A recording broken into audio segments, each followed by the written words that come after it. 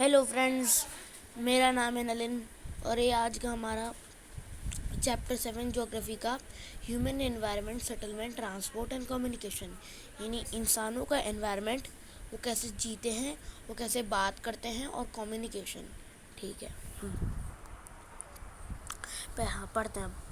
In chapter 1, we have learned that early human beings depended entirely on nature for food।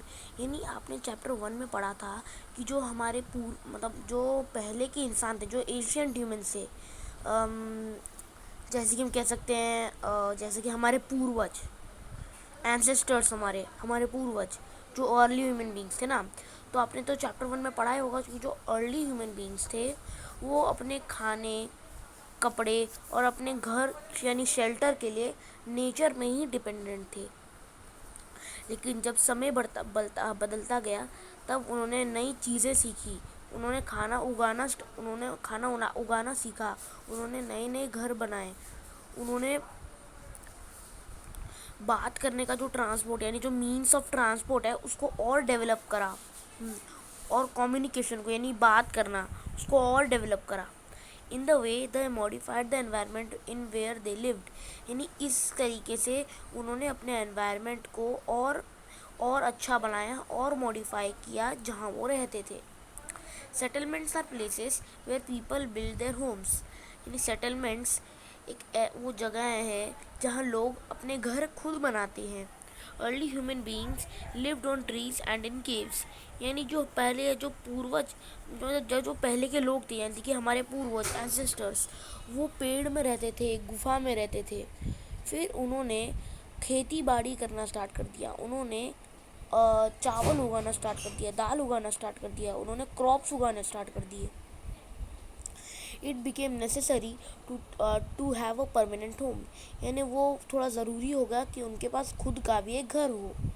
The settlements grew near the river valleys as water was available and land was fertile, यानी वो settlements और बढ़ती गई river valley, और जब river valleys में पानी available था और लैंड जब फर्टाइल था, with the development of trade, commerce and manufacturing, human settlements became larger। फिर जो सारा ट्रेड होता था, सारा जो कॉमर्स, जो सारा बनाते थे चीज़ें, मैन्युफैक्चरिंग, जो सारी ह्यूमन सेटलमेंट्स थी, यानी वो जहाँ रहते थे, खाते थे, पीते थे, जो उनकी सारी सेटलमेंट्स थी वो थोड़ी और बड़ी हो गई। Settlement flourished and civilisation developed near river valleys, यानी सेटलमेंट्स थोड़ी और बड़ी, थोड़ी और मॉडिफाई हुई। फिर जो सिविलाइजेशंस है वो रिवर वैलीज के पास और डेवलप हुए। Do recall the names of civilisation that grew along the banks of river Indus, Tigris, Nile and हेमोंगी, यानी आप वो नाम याद कर सकते हैं उन सिविलाइजेशंस के जिन्होंने अपना सिविलाइजेशन बहुत जगह रिवर्स में बनाया था। उन रिवर्स का नाम है इंदुस नदी, टाइग्रिस नदी, नील नदी एंड हेमोंगी नदी। Settlements can be permanent or temporary, यानी सेटलमेंट्स हो सकते हैं वो खुद के भी हो सकते हैं या किसी और के, यानी टेम्पररी, यानी एक घर में कुछ लोग।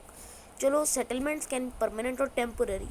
Settlements which are occupied for a short time are called temporary settlements, यानी वो सेटलमेंट्स जहाँ वो रहते हैं, अगर वो उनके पास सिर्फ बहुत कम समय के लिए है, उन सेटलमेंट्स को बोला जाता है टेम्पोररी सेटलमेंट्स।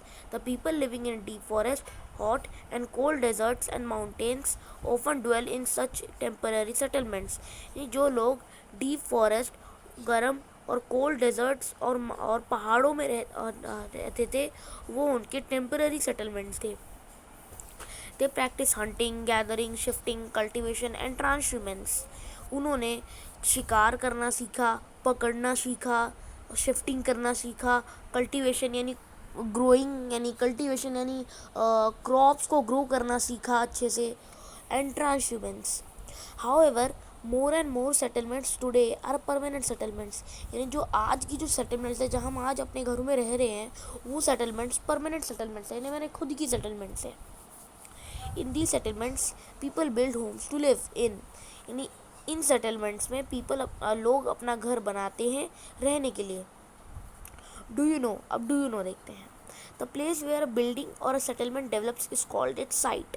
वो जगह जहाँ एक बिल्डिंग या एक सेटलमेंट यानी एक घर, कोई सी भी एक जगह बनती है, उसको बोला जाता है साइट, SITE, साइट।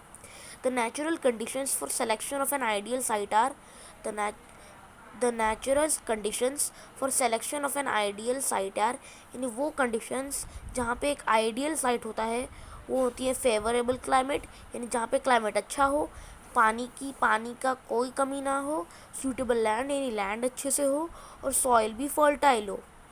अब आगे पढ़ते हैं। It was Mary's birthday party. She and her friends were waiting for Gurpreet to arrive. यानी मैरी की बर्थडे पार्टी थी, मैरी का जन्मदिन था। उसके वो और उसके दोस्त गुरप्रीत का इंतज़ार कर रहे थे ताकि वो आए और फिर मैरी केक काट सके। एटलीस्ट गुरप्रीत अराइव्ड, यानी अब गुरप्रीत आया। हाँ, टायर्ड, कफिंग एंड वीजिंग, यानी थका हुआ, खांसता हुआ और चीखता हुआ, wheezing. She explained that the traffic jam was back inside. यानी मैरी ने गुरप्रीत ने समझाया कि ट्रैफिक जाम वॉज टेरिबल, यानी ट्रैफिक जाम बहुत खतरनाक था, मतलब खतरनाक नहीं, बहुत बड़ा था, जिससे बहुत पॉल्यूशन हो रहा था। उसके बाद Mary's mother Mr Thomas patted Gurpreet back and side, यानी मैरी की जो माँ थी, उन्होंने मिसेस थॉमस को पैट किए, यानी पीठ थपथपाई, और उसके बाद गुरप्रीत के बैक में पीठ थपथपाई और दुखी हो गई। कहते उफ, the pollution in our city, उफ कितनी पॉल्यूशन है, यानी पॉल्यूशन यानी जो सारी धुआं, जो सारा पॉल्यूशन, चलो 3 तरह के पॉल्यूशन होते हैं, ठीक है। नॉइज़ पॉल्यूशन, साउंड पॉल्यूशन और वाटर पॉल्यूशन। वाटर पॉल्यूशन यानी पानी का पॉल्यूशन, यानी पानी को ख़राब करना, पानी को वेस्ट करना, पानी को गंदा करना, और पानी को अच्छी तरीके से यूज़ नहीं करना। नॉइज़ पॉल्यूशन यानी बहुत ज़ोर से गाने सुनना, बहुत ज़ोर से आवाज़ करना। और उसके बाद है, हाँ हाँ, बस अब आगे देखते हैं, ठीक है। आपको मैं बाकी पॉल्यूशन के बारे में आगे बताता हूँ, ठीक है। हाँ, इस पर लिखा है अब, Mary's father Mrs Thomas replied, Mary के जो पिता थे मिस्टर थॉमस, उन्होंने रिप्लाई किया, जवाब दिया, और मैरी से पूछा, then why are people coming to cities, यानी पीपल अपनी जगह में वापस क्यों आ रहे हैं। Her mother replied they come looking for jobs, यानी उनकी माँ ने जवाब दिया कि वो इसलिए आ रहे हैं ताकि उनको अच्छी सी नौकरी मिल सके, जॉब मिल सके। बेटर एजुकेशन, यानी अच्छी पढ़ाई, education, knowledge. If so many people keep coming to cities, यानी अगर इतने, हाँ, फिर उसके बाद मैरी फर्दर इंक्वायरिंग, मैरी ने फिर आगे बोला, if so many people keep coming to cities where will all the people live, यानी अगर इतने सारे लोग वापस अपने शहरों में आते रहेंगे तो बाकी लोग कहाँ रहेंगे। Mr Thomas said, that is why you see so many slums and squatter settlements, तभी तुम इतना सारा स्लम्स, यानी कभी जैसे गली में घर छोटे छोटे, और स्क्वाटर सेटलमेंट्स यानी जैसे कि चलो मैं अच्छे से समझा नहीं पा रहा, तो आगे बढ़ते हैं। where people stay in congested and unhygienic conditions, यानी जहाँ लोग congested रहते थे, अच्छे से नहीं रहते थे, और अनहाइजेनिक रहते थे, यानी ज़्यादा साफ़ सफाई नहीं रखते थे। Shortage of power and water supply are common problems, यानी जहाँ पे बिजली यानी पावर नहीं थी, बहुत कम पावर थी, और पानी की कमी बहुत थी। ये आम प्रॉब्लम्स थी उस शहर में। प्रसाद ने कहा कि हमारे विलेजेस में बिग सिनेमा हॉल्स भी नहीं हैं, यानी जो हमारे विलेजेस हैं उनमें बिग सिनेमा हॉल्स नहीं हैं। Well equipped schools and good hospitals, यानी जो हमारा गांव है, विलेजेस हैं, उनके पास अच्छे सिनेमा हॉल्स भी नहीं हैं, अच्छे से स्कूल्स भी नहीं हैं, अच्छे हॉस्पिटल्स भी नहीं हैं। But we have lot of open spaces and fresh air to breathe, पर तब भी हमारे पास इतनी सारी जगह है और अच्छी और साफ हवा है सांस लेने के लिए। When my grandfather was sick, जब मेरे दादा बीमार थे, we had to rush him to the city hospital. हमको उन्हें जल्दी सिटी शहर के अस्पताल में ले जाना पड़ा, हॉस्पिटल में ले जाना पड़ा। From the above conservation, we can identify two different pictures of settlements. यानी ऊपर की कंजर्वेशन में हमने पहचाना कि दो तरह के सेटलमेंट्स, दो तरह की अलग सेटलमेंट्स। जो गांव होते हैं उनको बोला जाता है रूरल सेटलमेंट्स, जहाँ लोग अपनी एक्टिविटीज़ करते हैं, खेती बाड़ी करते हैं और मछलियाँ पकड़ते हैं, फॉरेस्ट्री, क्राफ्ट वर्क और बाकी जो लकड़ी से हम घर बनाते हैं, वो सब कुछ गांव, ये सब कुछ आता है रूरल एरियाज़ में। ठीक है। और उसके बाद A compact settlement is a closely built area of dwellings wherever flat land is available. यानी एक compact settlement, यानी एक अच्छी settlement एक built area में रहती है, जहाँ पे अच्छी जगह होती है, flat land होती है। In a scattered settlement, dwellings are spaced over an extensive area. यानी जहाँ पे एक अच्छी settlement होती है, वहाँ कुछ लोग आते हैं और उस जगह को अच्छे दाम में बेच देते हैं, extensive area. This type of settlement is mostly found in हिली ट्रैक्स। यानी इस तरह की सेटलमेंट्स को ज़्यादातर हिली ट्रैक्स में पाया जाता है। Thick forest and regions of extreme climate, यानी जो थिक फॉरेस्ट होते हैं, यानी जो जंगल होते हैं जहाँ पे अच्छे एक्सट्रीम क्लाइमेट होता है।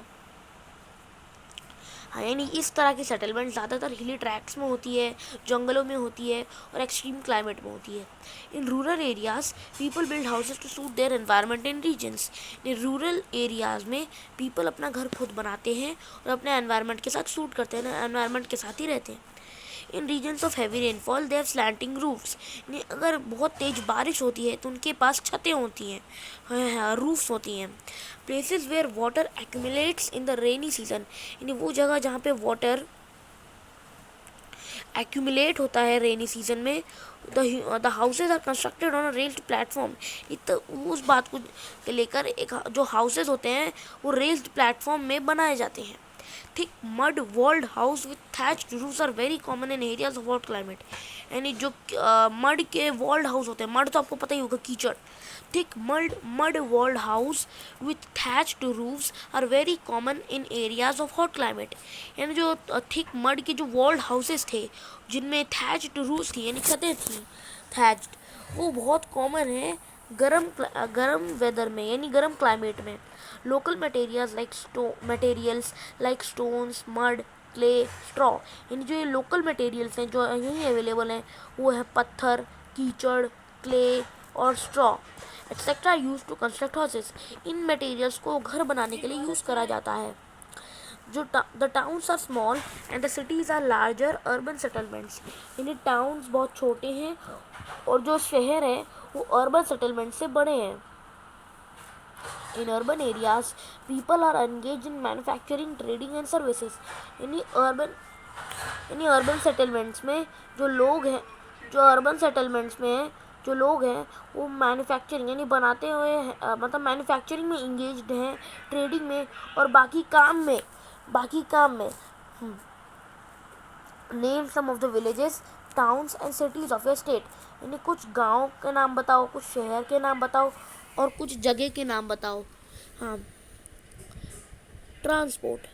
अब हम ट्रांसपोर्ट के बारे में पढ़ेंगे, यानी कहीं जाना, ट्रांसपोर्ट करना। जैसे कि हम बैलगाड़ी से जाते हैं, बुलॉक कार्ट से जाते हैं, ट्रेन से जाते हैं, एयरप्लेन से जाते हैं, वो सारी की सारी चीज़ें आती है ट्रांसपोर्ट में।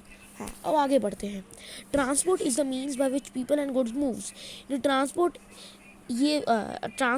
एक ऐसी चीज़ है जिससे लोग जगह से माइग्रेट करते हैं, यानी हिलते नहीं मतलब जाते हैं। जैसे कि मान लो कि मुझे जाना है मेरे गांव, मैं किससे जाऊंगा? ट्रेन से जाऊंगा तो भी ट्रांसपोर्ट माना जाएगा, एयरप्लेन से जाऊंगा तो भी ट्रांसपोर्ट। तो ऐसे लोगों का ऐसे जाना उसको बोला जाता है ट्रांसपोर्ट। और जो कुछ चीज़ें होती हैं, जो गुड्स होती हैं, उसका भी ऐसे जाना वो भी ट्रांसपोर्ट में आता है। In the early days it took had a great deal of time, यानी पहले दिनों में उन्होंने बहुत समय लिया था लंबी जगह में मतलब दूर जगहों में जाने के लिए उनको बहुत टाइम लगता था, बहुत समय लगता था। People had to walk and use animals to carry their woods, यानी लोगों को चलना पड़ता था और जानवरों में ना अपना सामान यानी गुड्स को रख कर कैरी करना यानी चलना। Invention of the wheel made transport easier, यानी जब पहिए व्हील का आविष्कार हुआ, फिर उस पहिए यानी व्हील ने जाना ट्रांसपोर्ट करना बहुत आसान कर दिया। With the passage of time of different means of transport developed, but even today people use animals for transport। नहीं, जब पहिए बने तो ट्रांसपोर्ट इजी तो हो गया, लेकिन पर तब भी अभी भी ना पीपल कुछ लोग एनिमल्स को भी यूज़ करते हैं कहीं जाने के लिए, ट्रांसपोर्ट करने के लिए, जैसे कि बुलॉक कार्ट का और वही हॉर्स कार्ट। हाँ, in our country donkeys, mules, bullocks and camels are common, यानी जो जानवर ट्रांसपोर्ट में हेल्प करते हैं वो हमारी कंट्री में हैं गधे यानी डंकीज, म्यूल्स यानी मेल हॉर्सेस, बुलॉक्स यानी गाय भैंसे, और कैमल्स यानी ऊँट। ये वो जानवर हैं जो ट्रांसपोर्ट में हेल्प करती है, कॉमन है हमारे देशों में, ये कॉमन है हमारे देश में। In the Andes mountain of South America, इन जो एंडीज माउंटेन है साउथ अमेरिका में, लियामाज आर यूज्ड। लियामा एक तरह का जानवर है जो शीप की तरह दिखता है, लेकिन उसकी गर्दन ऐसे लंबी होती है। इन द एंडीज माउंटेन, यानी एंडीज माउंटेन जो साउथ अमेरिका में है, लियामा जानवर वहाँ ट्रैवल करने के लिए लियामा जानवर को याक यानी भैंस माना जाता है तिब्बत में, उनको यूज़ करा जाता है ट्रांसपोर्टेशन के लिए। The early traders from other countries, यानी जो ट्रेडर्स होते हैं पहले ज़माने के ट्रेडर्स जो दूसरे देशों से उनको महीने लग जाते थे इंडिया पहुंचने में, वो या तो सी रूट लेते थे या तो लैंड रूट देते थे। लेकिन जब एयरप्लेन का आविष्कार हुआ तो फिर एयरप्लेन ने ट्रैवल को बड़ा इजी कर दिया। अब सिर्फ हमको 6-8 घंटे लगते हैं इंडिया से यूरोप जाने के लिए, और भी सिर्फ यूरोप नहीं और भी जगह जाने के लिए। Modern means transport thus saves times and energy, यानी जो मॉडर्न का मतलब होता है ट्रांसपोर्ट, जिससे हमारा समय बचता है और पावर यानी एनर्जी बचती है। अब आगे बढ़ते हैं। हाँ, आपने तो ये तो ज़रूर देखा होगा, चलो मैं जूम करता हूँ। ये ना, where do you find dwellings made of ice, यानी जब भी आप कहीं आर्टिक एंटार्क्टिका ऐसी जगह में जाते हो तो वहाँ बहुत बर्फ़ होती है, तो वो रहती कैसे हो? मतलब आपने ये जो ऐसे घर हैं ये आपने ऐसे कैसे फाइंड हुए थे, इनको बोला क्या जाता है? चलो मैं बताता हूँ। आइसिस में की जो घर को इनको बोला जाता है इग्लू, IGLOO। इन घरों को बोला जाता है इग्लू, जो आइसिस एरियाज में बनते हैं आइस से। लेकिन आप सोच रहे होंगे कि जो इग्लू है आइस से बना तो अंदर बहुत ठंडा होगा। नहीं, ये जो इग्लू है अगर आप इनके अंदर जाओगे आपको बहुत वार्म लगेगा। ये लोग जब भी कोई लोग एंटार्क्टिका ऐसी कोई ठंडी जगह में जहाँ पे बर्फ़ होती है वहाँ कहीं जाता है तो वहाँ पे इग्लू बनाना पड़ता है रहने के लिए, ताकि हमको गर्म लगे, अच्छा लगे। अब आगे, do you know there are several national and state highways in India, यानी हमारे देश में बहुत नेशनल और बहुत हाईवेज हैं, यानी बहुत लंबे रोड्स हैं इंडिया में। The latest development in the India is the construction of expressways, यानी जो सबसे अच्छी डेवलपमेंट हुई थी इंडिया में वो है एक्सप्रेस वेज का बनना। The golden quadrilateral connects Delhi, Mumbai, Chennai and Kolkata. जो गोल्डन क्वाड्रिलेटरल है ये भी शायद एक हाईवे ही है। जो गोल्डन क्वाड्रिलेटरल है वो दिल्ली को कनेक्ट करता है, मुंबई को कनेक्ट करता है, चेन्नई को कनेक्ट करता है और कोलकाता को कनेक्ट करता है। अब आगे बढ़ते हैं। The 4 major means of transport are roadways, railways, waterways and airways. अब मैं समझाता हूँ। 4 तरीके के मीन्स ऑफ ट्रांसपोर्ट होते हैं ना। एक है रोडवेज यानी रोड में चल के जाना, रेलवेज यानी ट्रेन में जाना, वाटरवेज यानी पानी में बोट से जाना, कोई बोट से जाना या शिप से जाना, एयरवेज यानी एरोप्लेन से जाना। अब पहले रोडवेज देखते हैं। Roadways the most commonly used means of the most commonly use means of transport especially for short distance are roads. यानी जो ज़्यादातर मीन्स ऑफ ट्रांसपोर्ट में जो यूज़ करा जाता है शॉर्ट डिस्टेंसेस के लिए वो रोड्स होती है, जो वो सड़कें होती है। Then can be metalled and unmetalled. यानी वो मेटल्ड हो सकती है यानी पुक्का, यानी वो मेटल्ड हो सकती है पुक्का, और या तो वो अनमेटल्ड हो सकती है यानी कि कुच्चा, यानी पक्का, सॉरी पुक्का नहीं, वो मेटल्ड हो सकती है यानी पक्का, और या तो वो अनमेटल्ड रह सकती है यानी कच्चा। फिर आगे देखते हैं। अब इसमें बोला है roads have also been the plains have a dense network of road। हाँ, यानी जो रोड्स हैं उनमें जो यानी जो प्लेन्स होती हैं, यानी जो प्लेन्स यानी जैसे ग्राउंड्स होते हैं उनके पास बहुत जगह होती है रोड के लिए। Road have also build in terrains like deserts. ये जो रोड्स होती हैं वो डेजर्ट्स में भी बनती हैं, जंगलों में भी बनती है, और ऊंचे पहाड़ों में भी बनती है। मनाली लेह हाईवे, ये जो मनाली लेह हाईवे है in the Himalayan mountains is the one highest roadways in the world roads. ये जो मनाली लेह हाईवे है वो हिमालयन माउंटेन्स का सबसे बड़ा रोडवेज है दुनिया में। Roads built underground are called subways underpaths. यानी जो रोड्स हैं जो अंडरग्राउंड में बनते हैं उनको बोला जाता है सबवेज, ये तो underpaths. Flyovers are built over rail structures. यानी जो फ्लाईओवर्स होते हैं उनको बोला जाता है, यानी जो फ्लाईओवर्स होते हैं वो रेल स्ट्रक्चर्स के ऊपर बने रहते हैं। अब आगे, do you no the train from Xining to Lhasa runs at an altitude of 4,000 meter above sea level and the highest point is 5,072 meter। यानी जो ट्रेन होती है जो जाइनिंग से लेकर लहासा तक जाती है वो उनका एल्टीट्यूड है 4,000 मीटर ना सी के ऊपर, और सबसे बड़ा पॉइंट है 5,072 metre. Railways, The railways carry heavy goods and people over long distances quickly and cheaply। यानी जो रेलवेज होती हैं वो बहुत भारी सामान यानी भारी गुड्स को कैरी करती हैं। And people over long distances quickly and cheaply, यानी पीपल जल्दी लंबे रास्तों से चले जाते हैं जल्दी और बहुत कम कॉस्ट ऑफ मनी से, यानी cheaply. The invention of the steam engine and the industrial revolution helped in speedy development of rail transport। यानी जब स्टीम इंजन का आविष्कार हुआ था, इस आविष्कार ने हमारे स्पीडी डेवलपमेंट ऑफ रेलवेज में बहुत हेल्प की। यानी ये जो हमारा स्टीम इंजन का आविष्कार हुआ था इसकी मदद से हम आजकल बड़ी जल्दी ट्रेन से पहुंच जाते हैं कहीं भी, अगर हमको कहीं जाना है लॉन्ग डिस्टेंस में। Diesel and electric engines have largely replaced the steam engines. जो डीजल्स है, जो इलेक्ट्रिक इंजन्स है, उन्होंने स्टीम इंजन्स को रिप्लेस कर दिया है यानी बदल दिया है। In places super fast trains have been introduced to make the journey faster. यानी ऐसी जगह जहाँ पे वहाँ पे सुपर फास्ट ट्रेन्स का इंट्रोड्यूस यानी बनी है सुपर फास्ट ट्रेन्स ताकि जर्नी जल्दी हो। The railway network is well developed over the plain areas। यानी जो रेलवे नेटवर्क है वो बहुत वेल डेवलप्ड है जहाँ पे प्लेन एरियाज है यानी जहाँ पे खाली जगह है।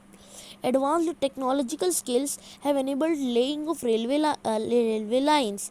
यानी जहाँ पे रेलवे नेटवर्क है वो बड़ा वेल डेवलप्ड है जहाँ पे खाली जगह है। Advanced technological skills have enabled laying of railway lines in difficult mountain terrains also। जो सारा एडवांस टेक्नोलॉजिकल स्किल्स है, जो हमारी स्किल्स हैं एडवांस टेक्नोलॉजिकल की, उन्होंने रेलवे लाइंस को और थोड़ा एनेबल कर दिया, यानी हमको और अच्छे से समझ आता है। यानी अब वो उतना मुश्किल नहीं रहा माउंटेन टेरेन्स के लिए। अब आगे, but these are much fewer in number. यानी जो सुपर फास्ट ट्रेन्स है ये बहुत कम है, यानी बहुत फ्यूअर है, यानी बहुत कम है नंबर में। Indian railway network is well developed. यानी जो इंडियन रेलवे नेटवर्क है वो वेल डेवलप्ड है, यानी बहुत अच्छा है, वेल डेवलप्ड है। It is the largest in Asia. यानी वो सबसे बड़ा है एशिया में। अब डू यू नो तो पढ़ लिया था। अब आगे, Do you know? The Trans-Siberian Railway is the longest railway system connecting St. Petersburg in western Russia to Vladivostok in the Pacific coast.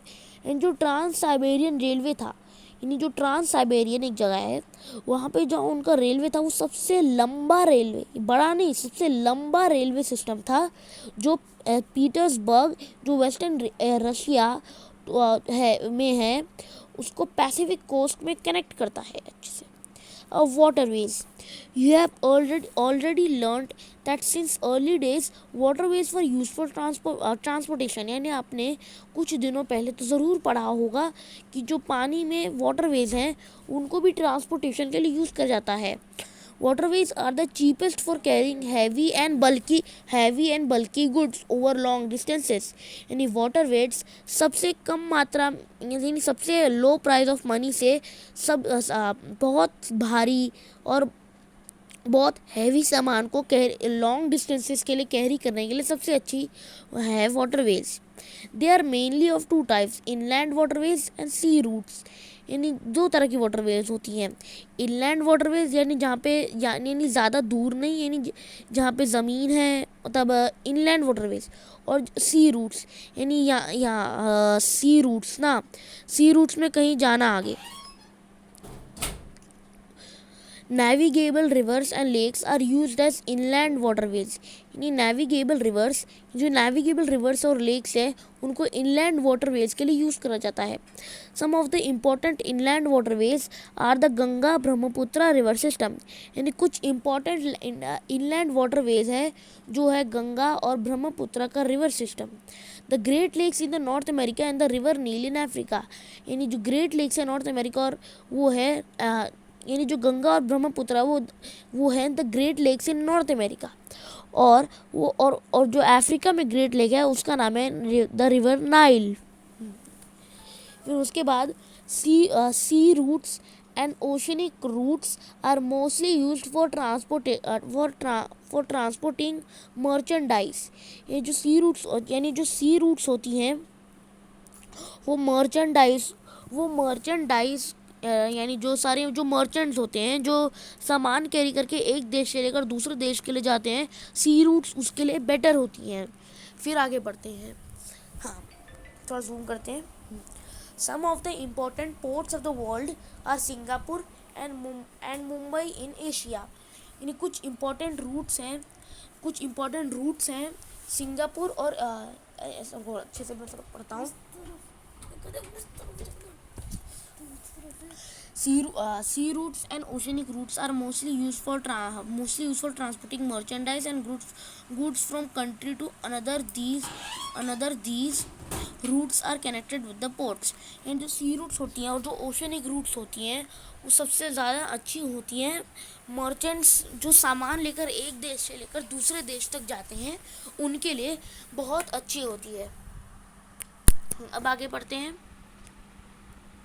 हाँ, अब आगे लिखा है कि हाँ, these routes are connected with the ports. यानी जो सारी रूट्स हैं वो हमारे पोर्ट से कनेक्टेड हैं.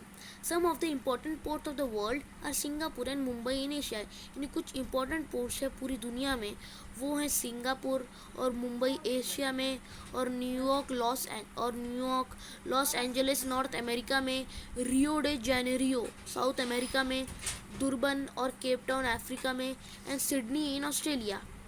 London and Rotterdam in Europe, और लंदन और रॉटरडैम यूरोप में. ये सारी जगह के नाम थे. हाँ, अब एक आखिरी पेज पढ़ते हैं. Airways. This is the fastest way of transport developed in the early 20th century. यानी ये सबसे तेज़ वे ऑफ ट्रांसपोर्ट है जिससे हम कहीं भी जा सकते हैं. और ये बना था 20वीं सदी में, यानी 20th सेंचुरी में. It is also the most expensive due to high cost of fuels. यानी पर ये जितनी ये फास्टेस्ट है ये उतनी ही एक्सपेंसिव है, यानी उतनी ये बहुत महंगा है. Due to high cost of fuel, यानी जिसके लिए बहुत फ्यूल लगता है.